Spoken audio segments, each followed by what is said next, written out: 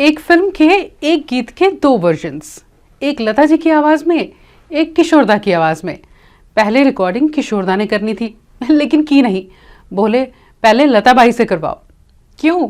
आज यही बताऊंगी, रील नहीं रियल स्टोरीज में।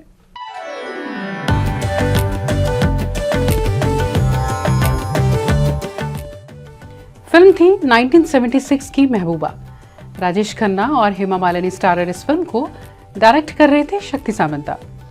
इसमें एक गीत था जिसके दो वर्जन्स रिकॉर्ड किए जाने थे, एक लता जी की आवाज़ में और एक किशोरदा की आवाज़ में। R.D. बर्मन साहब का म्यूज़िक था और उन्होंने ही इस बात का जिक्र किया था कि जब सिटिंग हुई तो किशोरदा ने इस गीत को जब सुना तो कहा मैं नहीं गाऊंगा, बिल्कुल नहीं होगा, मुझसे नहीं होगा। पंचमदा बोले इतने गाने गा चुके हो, अब ये कैसे नहीं, तुम गाओगे? तो बोले लता बाई भी गाने वाली है। बोले हाँ, तो फिर पहले उनसे गवाओ। पंचमदा बोले लेकिन डेट पहले आपकी है क्योंकि राजेश खन्ना पर गाना शूट करना है।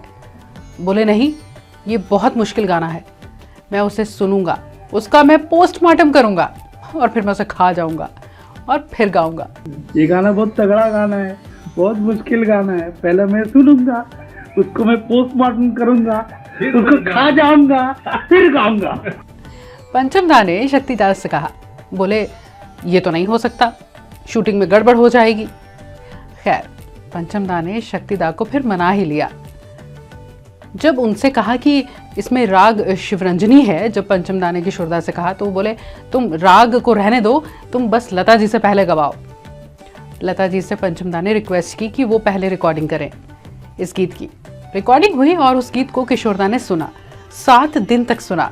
जब किशोरदा रिकॉर्डिंग करने लगे तो पंचमदा कहते हैं बिल्कुल दिल से गा रहे थे। और ये भी सच है कि आप जब भी उस गीत को सुने आपके दिल तक वो पहुंचता भी है। गीत था मेरे नैना सावन भादो। इस गीत को राजेश खन्ना पर फिल्माया गया था और राजेश खन्ना ने कई बार कहा कि किशोरदा के साथ नाता कुछ ऐसा था कि मानो दो जिस्म एक जान। कई फिल्म्स में किशोरदा की आवाज़ ने राजेश खन्ना के कैरेक्टर्स को और भी खास कर दिया, खूबसूरत कर दिया।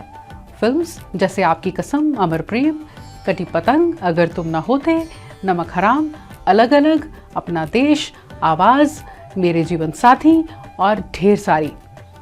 लेकिन राजेश खन्ना का किशोरदा के साथ सफ़र हुआ था फिल्म आराधना से। जब ये फिल्म शुरू हुई तो किशोरदा ने पूछा मैं किसके लिए प्लेबैक करने वाला हूँ। बताया गया नया लड़का है, मेहनती है। किशोरदा बोले नहीं, पहले मुझे उससे मिलना है। राजेश खन्ना उनके घर गए, उन्होंने पहले नाम पूछा और फिर कहा फिल्म्स में क्यों काम करना चाहते हो। राजेश खन्ना ने कहा जब से मैंने होश संभाली है मैं हमेशा एक एक्टर बनना चाहता था और मैं चाहता हूं कि हजारों लाखों करोड़ों लोग जो हैं मैं उनकी सेवा कर सकूं। किशोरदा बोले किस तरह की सेवा?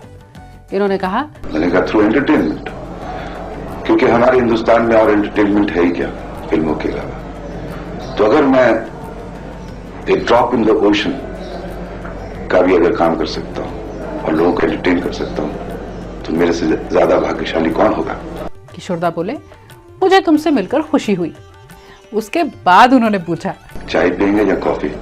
उससे पहले मैं आधा घंटा बैठा रहा तो एक पानी का ग्लास तक नहीं पूछा।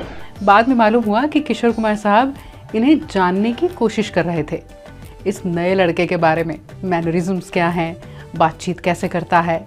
राजेश खन्ना ने कहा जब मैंने आराधना का पहला गीत सुना, मेरे सपनों की रानी कब आओगी तुम, तो ऐसे लगा जैसे राजेश खन्ना खुद गा रहे हैं, ऐसे लगा जैसे वो सामने खड़े हैं और वो गा रहे हैं और मैं उनको कॉपी कर रहा हूं, या दो जान एक जिस्म हो गए। मेरे सपनों की रानी कब आएगी तू, आई रुत मस्तानी कब आएगी तू। एक सिंगर की ये सिंसेरिटी, ये डिवोशन अपने काम के लिए। किशोरदा का म्यूजिक के साथ नाता वो था कि एक बार लता जी ने जब इनसे पूछा कि तुम एक्टिंग भी करते हो, डायरेक्शन भी करते हो, गीत भी लिखते हो, यानी हर फन मौला हो, ज़्यादा मज़ा किस में आता है? तो किशोरदा ने कहा था सिंगिंग में, क्योंकि एक्टिंग तो झूठी होती है, संगीत दिल से होता है और जो दिल से काम होता है वो दिल तक पहुंचता है। इसीलिए तो जो खिंचाव किशोरदा की आवाज़ में है हम सब उसे महसूस कर सकते हैं।